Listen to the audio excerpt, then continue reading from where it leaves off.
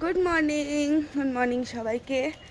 এখন প্রায় 8:30 মতো বাজে, কারণ প্রচণ্ড হাওয়া দিচ্ছিল, তাই ছাদে আসতে পারিনি।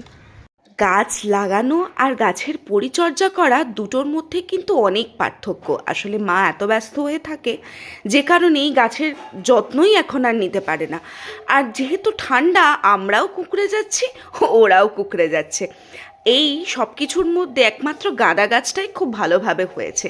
আর এই বাচ্চাগুলোকে দেখছো, একসময় আমি আর মা গম কল থেকে ওদের জন্য গম নিয়ে আসতাম। সকাল সকাল বাবা এনেছে আমুদি মাছ। কি খাবে বাবা আমুদি মাছ দিয়ে? আমুদি মাছের ফ্রাই। আমুদি ছাড়াও এসছে হচ্ছে পাবদা, যেটা দিয়ে হয়তো তেল ঝাল হবে। ব্রেকফাস্টে খাবো হচ্ছে মুড়ি আর ঘুগনি।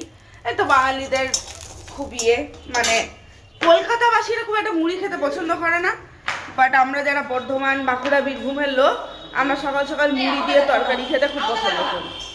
মাছের টক তো ভালো লাগেই, তবে মাঝে মাঝে কাঁচা টমেটো বা তেঁতুল দিয়ে নিরামিষ টকও কিন্তু খুব ভালো লাগে। এই মুড়ি ভাজা চলছে, আর কি হবে নিরামিষ টক, তেঁতুল দিয়ে নিরামিষ টক।